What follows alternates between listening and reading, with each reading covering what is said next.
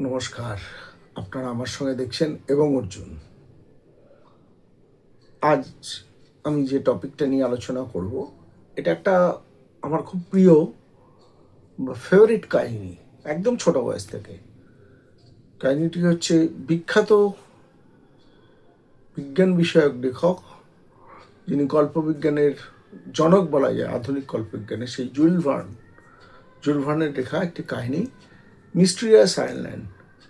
এখন জুল ভার্নের বিখ্যাত কাহিনী সবাই যার নাম জানে, মোটামুটি বেশিরভাগ শুধু মানুষজন বা ছোটরাও জানে, 20,000 লিগস আন্ডার দ্য সি। এটি একটি বিখ্যাত কাহিনী।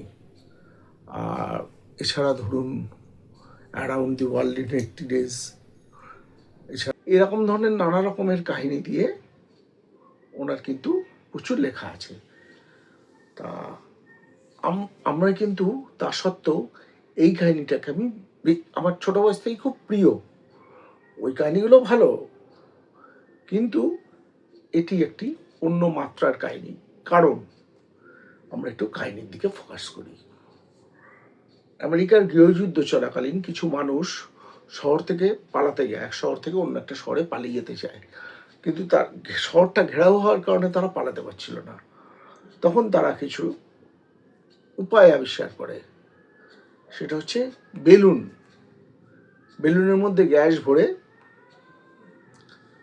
সেইখানে তারা উঠে তারা আকাশ পথে পাড়ি দিয়ে নিজেদের জায়গায় হাজির হয়ে যাবে, এরকম একটা তাদের পরিকল্পনা ছিল।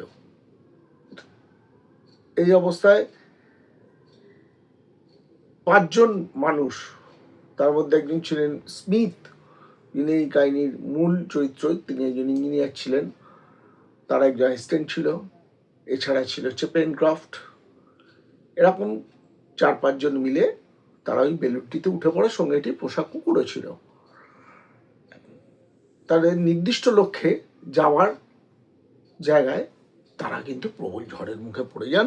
সেই বেলুনকে অন্যত্র ভাসিয়ে নিয়ে চলে যায়, সেই বেলুন গিয়ে থেকে একটি অজানা অচেনা দ্বীপে।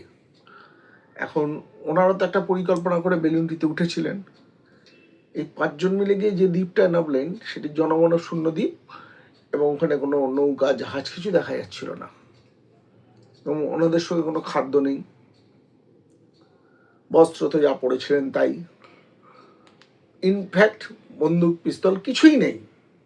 তাহলে হাউ টু সারভাইভ, কি করে ওনারা ওখানে সারভাইভ করবেন? এই কাহিনীর একটা অদ্ভুত গুণ হচ্ছে, কিছু মানুষ একদম নতুন করে কিভাবে একটি মিনি সভ্যতা যাকে বলে পত্তন করলো, সেইটা দেখার মতো। প্রথম কথা, খাদ্য।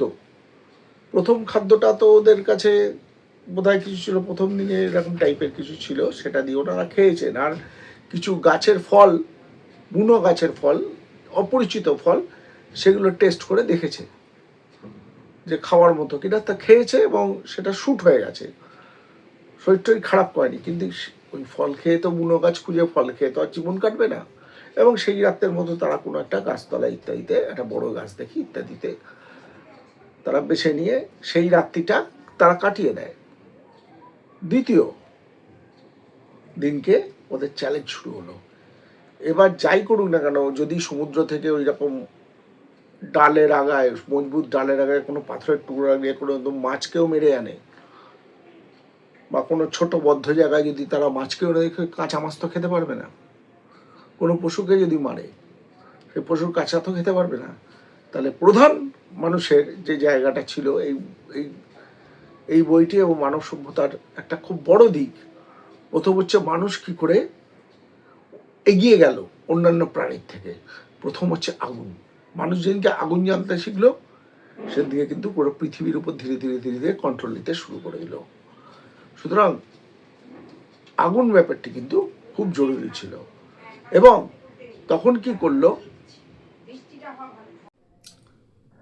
যে 5 জন বেলুনে করে গিয়ে সেই রহস্যজনক দ্বীপে পৌঁছে গেছিল, তাদের মধ্যে একজন হচ্ছেন, আগেই বলেছি, স্মাইরাস স্মিথ।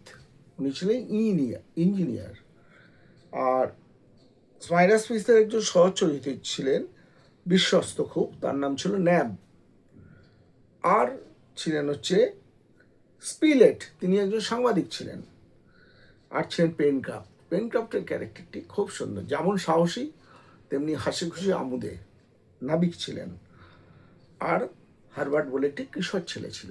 এই এনাদের টিম আয়ারল্যান্ড বলতে পারেন, মিস্টিরিয়াস আয়ারল্যান্ড। পরবর্তীকালে আরও দু একটি ক্যারেক্টারকে আমরা পাই, কিন্তু মূল এবার এরা কি করবে? প্রথম দিন বা প্রথম রাত তো কোনো মতে গেল। দেখা গেল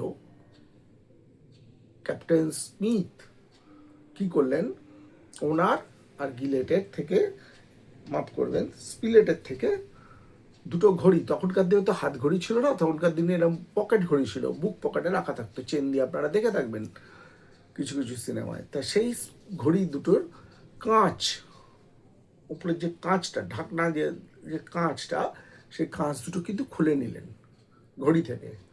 কাঁচ দুটো গোলাকৃতি কাঁচ, বেশ বড় সাইজের, কারণ ঘড়ি তো বড়ই হতো। সেই কাঁচ দুটোকে জোড়া লাগালেন আর তার মধ্যে জল ভরে দিলেন। ওটা একটি উত্তল লেন্স তৈরি হলো, এবং সেটাকে নিচে কিছু শুকনো ঘাস রাখলেন এবং রোদের মধ্যে সেই লেন্সটিকে ধরলেন। ফলে কি হলো, যুগান্তকারী ব্যাপার, রোদ ওই লেন্সের মধ্যে দিয়ে, জল ভরা লেন্সের মধ্যে দিয়ে পাশ করে শুকনো ঘাসে পড়লো। কিছুক্ষণ ধরে রাখার পরই ওখানে ধপ করে আগুন জ্বলে উঠলো। এটা কিন্তু হয়, আপনি কিন্তু আমরা যদি বাড়িতেও করে দেখি, এই ব্যাপারটা কিন্তু ঘটবে। লেন্সের উপর সব কিছু, লেন্স দিয়ে ওই কাঁচের যে বিশেষ শেপের যে কাঁচটা আমরা বলছি, যার দ্বারা কিন্তু ওই রোদটায় পাস করালে কিন্তু ওই শুকনো খড়ে কিন্তু বা শুকনো ঘাসে কিন্তু আগুন জ্বলে উঠবে। সেটা ওনারা করলেন, এবং যে মুহূর্তে আগুন জ্বলে গেল সেটাকে সংরক্ষিত করার একটা ব্যবস্থা করলেন। এটা একটা ওনাদের সব থেকে বড় অ্যাচিভমেন্ট। তারপরে ওনারা নানা রকম পশু ধরলেন, মাছ শিকার করে ঝলসে খেতে থাকলেন। দিয়ে ওনারা যেহেতু ইঞ্জিনিয়ার ছিলেন, কাঁচা মাটির ইট বানালেন যাতে বাড়ি তৈরি করতে পারে। সেই বাড়িটা তৈরি করেছিলেন এবং নাম দিয়েছিলেন গ্রানাইট হাউস।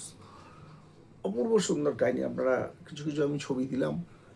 দ্বিতীয় হচ্ছে চাষবাস। চাষবাসের পোস্টটা কিন্তু ওই এর পকেটে কিছু ওই গমের দানা রয়ে গেছিল আমাদের পেনক্রফের পকেটে। সেই দানাটা ছড়িয়ে প্রথমে বীজতলা বলতে আমরা, এটা আমি চালু বাংলা ভাষায় বললাম। প্রথম হচ্ছে বীজটাকে কিছুটাকে মানে বীজটাকে দিয়ে তাকে কিছুটা গাছ করে নিলেন, ছোট গাছ দিয়ে সেইটাকে নিয়ে গিয়ে প্ল্যান্টেশন করলেন, পুঁতলেন। এটা এক ধরনের কৃষি টেকনিক।